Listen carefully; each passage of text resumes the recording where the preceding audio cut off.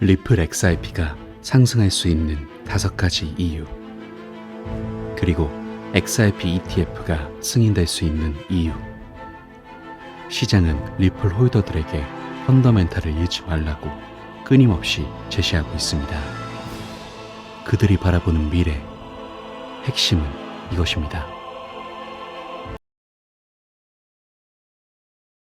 안녕하세요. 크립토피아입니다. 금일 브리핑 시작해볼게요. 현재 시장이 비트코인을 필두로 전체장이 하락했다가 일부 살아나고 있는 모습을 보여주고 있죠. 하지만 다른 코인들의 회복력에 비해 리플 XRP는 그다지 큰 무빙을 보여주지 않으면서 많이들 실망하고 계실 텐데, 그런 실망과 반대로 최근 알트코인 분석가 조 파리스가 올해 XRP의 시세가 10배 상승할 수 있는 5가지 이유를 제시해서 주목받고 있거든요. 사실 5가지 이유들이 전부 다 그간 체크해드렸던 근거들이지만 다시 한번 살펴보면, 일단 첫 번째는 대표적으로 SEC와의 소송 해결을 생각해 볼 수 있어요. 소송이 해결되면 불확실성이 없어지고 리플 가격에 긍정적인 움직임을 가져온다는 건데, 만약 소송 해결 조건이 예상보다 높더라도 시장은 불확실성을 싫어하기 때문에 어떠한 식으로든 해결만 되면 긍정적인 발전이 될 수 있는 거죠. 그리고 두 번째는 리플의 잠재적인 IPO에 관한 것으로, 앞선 소송의 해결과 함께 법적인 명확성을 가지게 되면 리플을 상장시키는데 매우 도움이 될 수 있어요. 셋째는 암호화폐 법안의 출현이에요. 의회 조치나 대통령의 관련 법안을 통한 업계의 법적 명확성이 리플이 다른 코인들을 훌쩍 뛰어넘는 상승의 기반이 될 수 있는 거죠. 네 번째는 기관 투자의 증가에 초점을 맞춰볼 수 있는데, 비트코인 현물 ETF가 주류 금융으로 받아들여지면서 투자자들이 리플을 포트폴리오에 추가하여 패밀리 오피스와 은퇴 계좌에서의 채택이 증가할 것으로 예상되고 있어요. 그리고 마지막으로는 다가오는 비트코인 반감기, 일종으로 촉발할 수 있는 전체 암호화폐 시장의 랠리를 생각해 볼 수 있는데, 약 0.5달러 부근에서 거래되는 리플의 가격이 투자자들이 선택하기에 부담 없는 매력적인 선택지가 될 수 있다고 보고 있어요. 여기서 이 같은 5가지 이유들은 사실 제가 그동안 브리핑에서 여러 번 체크드려 왔었기 때문에 새로울 건 없지만, XRP의 차트적 무빙이 재미없는 건 사실이기에 펀더멘탈을 잃지 마시라고 다시 한번 체크해드리는 것이니 이 점 명심하시고요. 다음으로는 XRP의 인상적인 온체인 지표가 나와서 전해드리려고 하는데, XRP를 보유하고 있는 암호화폐 시장의 참가자들의 지갑이 500만 개를 넘어섰어요. 이 말은 즉 10년 넘게 거래되어 온 XRP 레저에서 최대치를 기록했다고 보시면 되고, 3년 동안 지갑의 수가 2배 이상 증가했다는 걸 의미하기도 하는데, 시간이 갈수록 XRP를 보유하고 있는 암호화폐 수의 지갑이 늘어난다는 것은 그만큼 XRP의 홀더층이 두터워지고 있다는 걸 의미하고, 이렇게 홀더층이 두터워지면 XRP가 일정 시세 이상 하락하는 걸 방지할 수도 있어요. 더불어 이 홀더들은 XRP를 갈수록 더 축적할 것이기 때문에 XRP의 든든한 매수세가 함께 따라 붙을 것도 생각해 볼 수 있어서 XRP에 대한 기대감은 전 세계적으로 모여들고 있다는 거 긍정적으로 체크하시고요. 다음으로 전 세계적으로 XRP가 활용되고 있다는 긍정적인 소식도 체크해 보려고 하는데, XRP가 2023년에 비트페이 결제에 가장 많이 사용되는 암호화폐 자산 중 하나로 확인이 됐거든요. 이런 모습을 보고 비트페이는 XRP를 컴백키드라고 부르면서 글로벌 거래량 증가를 강조하고 있는데, 여기서 비트페이는 전 세계적인 암호화폐 결제 업체로 보시면 되고, 이들이 XRP를 사용한 글로벌 결제 사용량이 증가했다는 보고서를 내면서 그 어떤 암호화폐보다 XRP가 많이 활용되고 있고, XRP는 현재 42%의 거래량 증가를 기록했다는 걸 체크해 볼 수 있는데, 구체적으로 XRP는 113개 산업 분야 기업에서 결제되면서 귀금속, 스포츠, VPN 호스팅, 소매산업, 명품 및 보석, 자동차, 인터넷, 정보기술, 컴퓨터 네트워킹 및 게임 등 매우 다양한 분야에 걸쳐서 7,310건의 결제가 진행됐죠. 그리고 이렇게 결제가 진행된 국가들을 살펴보면 175개국에 걸쳐서 거의 전 세계 모든 곳에서 XRP 암호화폐 결제가 이루어졌거든요. 즉 XRP가 전 세계적인 결제 수단으로 활발히 활용되고 있음을 알 수 있고, 이 중에서도 특히나 미국에서 다른 어떤 국가보다 많은 XRP가 거래되었어요. 그래서 굉장히 아이러니한 것은 SEC는 XRP가 미국으로 본격 진출하는 걸 막고 있는 와중이지만, XRP는 미국에서 이미 활발히 활용되고 있다는 걸 생각해 볼 수 있는데, 이렇게 XRP의 활용성인 유틸리티적인 성격이 늘어날수록 SEC 역시도 XRP를 막는 게 점점 힘들어지기 때문에 전 세계적으로 XRP는 주류 수단으로 자리 잡아가고 있다는 거 긍정적으로 체크하시길 바랄게요. 다음으로 최근에 리플 측이 이관 디파이를 지원하기 위해 비즈니스 개발 수석 관리자를 찾고 있다는 채용 공고가 올라왔거든요. 말 그대로 이관을 대상으로 비즈니스를 담당할 고위직 채용 공고를 낸 거죠. 근데 이게 XRP ETF와 연결되는 움직임이라는 분석들이 나오고 있거든요. 그 근거가 뭐냐면, 이 고위직이 담당해야 하는 핵심 업무 중 하나가 파트너와